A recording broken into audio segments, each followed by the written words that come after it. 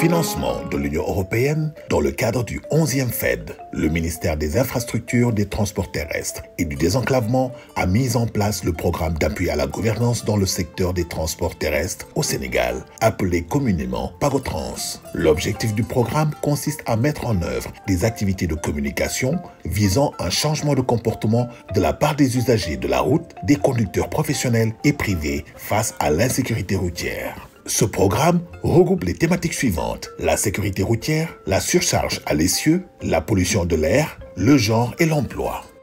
L'information et la sensibilisation est le noyau de ce programme. C'est ainsi que 3 caravanes sur la sécurité routière ont été déployées au niveau des gares routières sur les axes nord, de Thiès à Matam et Saint-Louis, en passant par Ranérou, Touba et Diourbel. L'axe Dakar, Kaolack, Tambacounda et l'axe sud et sud-est, Kaolack, Ziguinchor, Sédhiou, Kolda, Vélingara et Kédougou. Les 2 caravanes sur la charge à l'essieu ont concerné les plateformes de chargement telles les cimenteries, Sococim, Dangote, Ciment du Sahel, les gares gros porteurs, les aires de stationnement et les points de pesage. Des réunions de proximité et des séances d'animation ont été organisées au niveau des gares routières sur la sécurité routière et sur les dangers de la pollution automobile de l'air.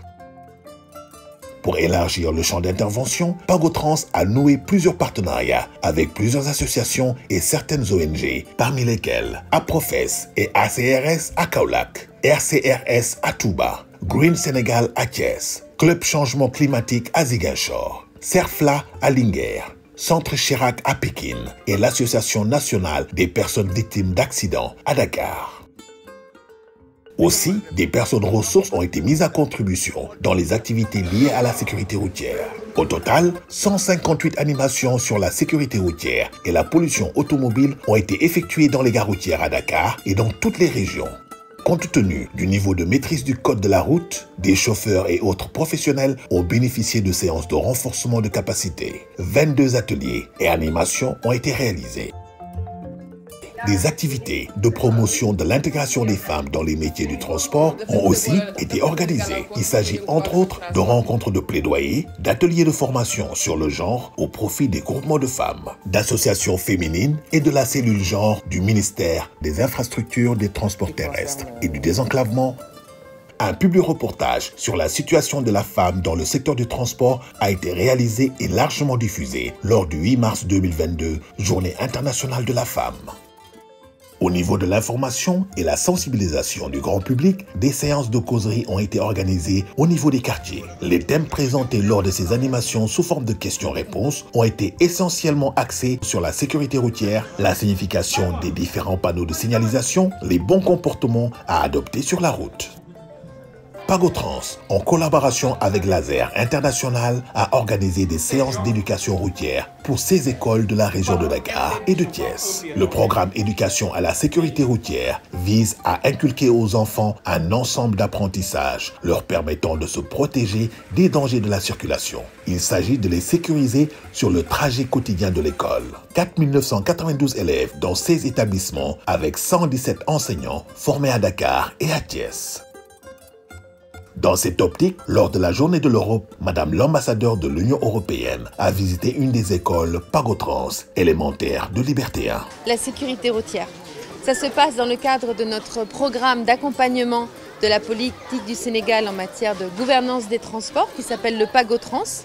Pour améliorer la sécurité routière au niveau des collectivités territoriales, des activités de plaidoyer ont été menées dans les communes de Biscuiterie, HLM, Grand Dakar, Sicap Liberté. Les échanges ont porté sur le désencombrement de la voie publique, l'aménagement et la protection des passages piétons. Les autorités, tout en saluant la démarche du PAGOTRANS, n'ont pas manqué d'énumérer les actions qu'elles mènent au quotidien pour préserver un environnement adapté à leurs administrés. C'est dans cette logique-là que nous nous encourageons et vous donnons notre disponibilité totale à travailler et à faire des résultats dans ce domaine. Lors de grands événements religieux comme le Magal de Touba, le pèlerinage marial de Popenguine ou le Gamou de Tivaouane, le programme a accompagné le ministère des Infrastructures, des Transports terrestres et du Désenclavement dans les campagnes de sensibilisation sur la sécurité routière.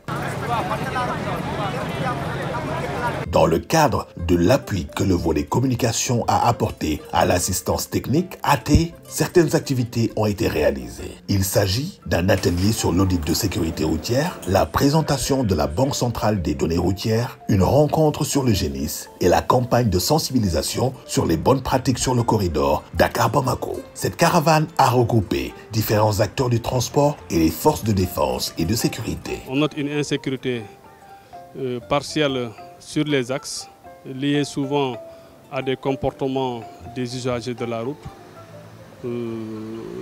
qui parfois par ignorance violent certaines règles ou bien épousent certains comportements qui compromettent leur sécurité et la sécurité des autres usagers. Et à retenir que le facteur humain est très important pour une bonne sécurité routière.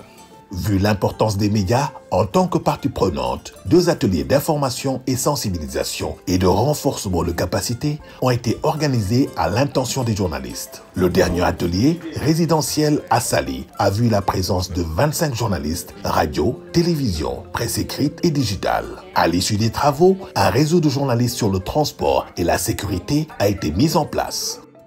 Les activités de Pagotrans sont accompagnées d'une forte campagne de communication sur mass média. Au total, 400 spots télé et 660 spots radio ont été diffusés. 11 semaines de sponsoring d'émissions radio sur la sécurité routière et 10 semaines de sponsoring radio sur la pollution. Sponsoring TV sur la pollution ont été faits. Le nombre d'insertions et de publications sur la charge à l'essieu dans la presse en ligne s'élève à 20 et dans la presse écrite 30. L'insertion sur le genre et l'emploi dans la presse écrite s'élève à 40 et dans la presse en ligne 15. La sensibilisation a été aussi marquée par une large campagne d'affichage sur toute l'étendue du territoire. La communication digitale a été capitale dans la mise en œuvre de Pagotrans. Un community manager est mis en place avec la création d'un site web, un compte Facebook, Instagram, Twitter et LinkedIn, ce qui explique une bonne présence sur les réseaux sociaux. Des capsules vidéo ont été spécialement conçues pour ces plateformes et des influenceurs sont aussi mis à contribution pour passer des messages sur toutes les thématiques du programme. Les plateformes digitales de Pagotrans ont reçu plus de 1 700 000 visiteurs.